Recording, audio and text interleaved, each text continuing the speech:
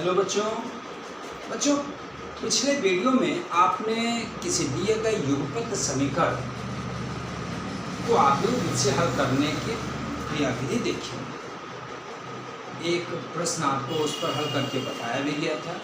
इसी क्रम में आज हम एक बार फिर से तृतीय कोटि के युगपत समीकरण यानी कि 3 चरों वाले युगपत समीकरण को हल करेंगे और आव्यूह से उनके चरों का मान ज्ञात करेंगे। बच्चों एक बार फिर से हम कल की बात दोहरा दें, यदि पिछले वीडियो में आपने देखा था, यदि कोई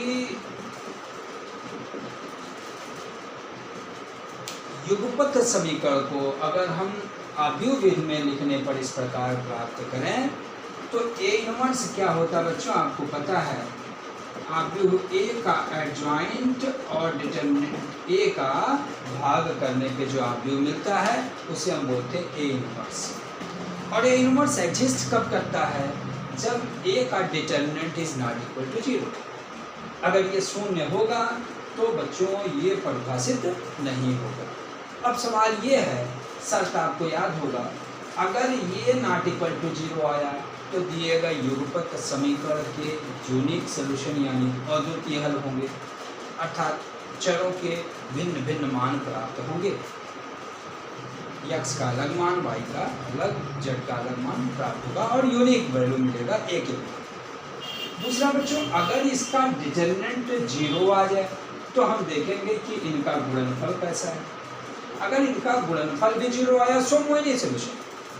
if you have product of adjoint matrix A and matrix B is 0, so you have many solutions. But if adjoint matrix A and B का जो प्रोडक्ट आए वो 0 ना हो तो no solution. No solution means कोई हल नहीं। तो अनंत हल और अद्वितीय हल को हम संगत और कोई हल नहीं को असंगत हल यानी इनकंसिस्टेंट सॉल्यूशन के नाम से जानते हैं। बच्चों इसी क्रम में हम एक और बेहतर प्रश्न लेकर आज फिर से अभ्यास करेंगे कि किसी दिए गए युगपत समीकरण को आव्यूह से हम किस प्रकार करते हैं। बच्चों अगर इक्वेशन ले लिया x + 2y + z = 1 या 4 x + 2y 3y मान लेते हैं माइनस z = 3 और 2x + y = 2। अगर मैंने इस तरह का कोई इक्वेशन ले लिया बच्चों, ये 3 चरों के पदों में क्या है, युगपत समीकरण है। इन युगपत समीकरणों को हम आव्यूह विधि में कैसे लिखें। बच्चों यहाँ आपने देखा x है, y है, z है, x है, y है, z है, x है, y है, बट z कोई बात नहीं, हम z बना देते हैं। कैसे बच्चों, 0 × z = 3। ठीक है ना। अब x y z सब में मिल गए, यानी अगर किसी में कोई चर नहीं भी आया तो उसका गुणांक हम 0। अब समीकरण 1 2 3 को हम लोग चलते हैं, क्या करेंगे, आव्यूह विधि से लिखने पर। तो आव्यूह विधि से आप लिखिए समीकरण को। आव्यूह विधि में लिखने पर लिखोगे आप, यानी इस समीकरण को अगर आव्यूह विधि में लिखे तो हो जाएगा इसका गुणांक 1, इसका गुणांक 2, इसका गुणांक 1, इसका 1, इसका 3 माइनस 1, इसका 2, इसका 1 और इसका 0। और ये आ गया x y z और बच्चों ये आ गया 4 3 3, है ना। 4 3, इसको आपने कैपिटल A मान लिया, इसको x का दिया और इसको B का दिया। सो आप समझ गए x = A इनवर्स B। आपने ये पिछले प्रश्न में देखा, दोनों पक्षों में हम A इनवर्स से गुणा कर देते हैं, हमको ये। बच्चों अब हमारा उद्देश्य क्या है, ए इनवर्स निकालो। ए इनवर्स निकलेगा कैसे बच्चों, ए इनवर्स के लिए हमको ए का डिटर्मिनेंट निकालना होगा। सो हम ए का डिटर्मिनेंट देखते हैं। ए का डिटर्मिनेंट बच्चों इस आव्यूह के संगत अवयवों से बना जो साड़िक होगा वो उसका साड़िक कहलाएगा 1 3 -1 2 1 0। अब इसको आप सॉल्व करोगे किसी के सापेक्ष, तो आप चलिए R1 के सापेक्ष सॉल्व कर लीजिए। R1 के सापेक्ष सॉल्व करेंगे 30 -1 में से 1 घटाए और फिर विथ निगेटिव साइन तो +1 हो जाएगा। -2 इंटू ये काटिए 1 -0 में से 2 कम 2 -2 घटाओगे और फिर -2 प्लस हो जाएगा और +1 बच्चों देखें 1 ये कटा 1 से 2 3 6 घटाए तो ये 0 और 1 मिलाए तो 1 1 1 कम 1 ये हो गया 2 2 गुणे 4 -4 1 से 6 घटाए -5 -5 1 कम -5 1 से 9 घटाए -8। ठीक, -8 क्या शून्य है? नहीं। क्या बात है भाई, जितने साड़ी का आप लेते हैं सबका मान -8 रहता है। ठीक, ये महज एक इत्तेफाक है। आप भिन्न भिन्न प्रश्नों को लगा सकते हैं इस तरह का, इस पैटर्न को फॉलो करके। बच्चों ए का एडजॉइंट अब निकालना पड़ेगा क्योंकि ए इनवर्स विद्यमान है। सो ए का एडजॉइंट क्या होता है? माना दिए गए आव्यूह के संगत साड़ी के अवयवों के कोफैक्टर C11 C12 C13, ठीक है ना?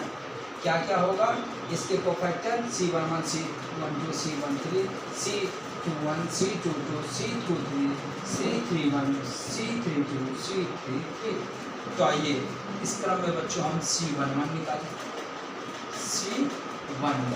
C11 क्या होगा? इसका कोफैक्टर बताइए जरा। एक तो 1 1 2 प्लस, आपको पता है ये जब जोड़ने पर सफिक्स 1 और 1 जोड़े 2 2 आएगा तो प्लस, 3 आएगा तो -4 आएगा तो प्लस, याद होगा ये हो गया प्लस। और इसका माइनस देखेंगे तो 3 0 0 माइनस गुणे माइनस प्लस प्लस 1 हो गया, यानी इसका आ गया 1। C12 बताइए बच्चों। C12 इसका होगा, बाहर माइनस आएगा, अंदर देखिए, इसे छोड़े इसे छोड़े, रो नंबर 1 कॉलम नंबर 2 छोड़ दो, क्या बचा? 0 1 कम 0 में से क्या घटाए? -2 घटाए तो +2 हो गया, यानी आ गया +2। C13 बताइए बच्चों। 1 3 5 1 3 4 4 यानी कि प्लस। ये देखिए रो नंबर 1 कॉलम नंबर 3 1 1 कम 1 -2 3 6 कितना आ गया? -5। C21 बताइए बच्चों। 2 1 3 यानी कि माइनस, आप इसे छोड़ दो इसे छोड़ इसे 2 0 0 -1 1 कम 1 यानी आ गया ये प्लस। C22 बताइए बच्चों। 2 2 4 यानी कि प्लस। अब देखिए अंदर क्या आया? C22 इसी का कोफैक्टर होगा, ये छोड़ो 1 0 0 2 1 कम 2 0 में से 2 गया -2। C23 बताइए बच्चों। 2 3 यानी कि माइनस, है ना?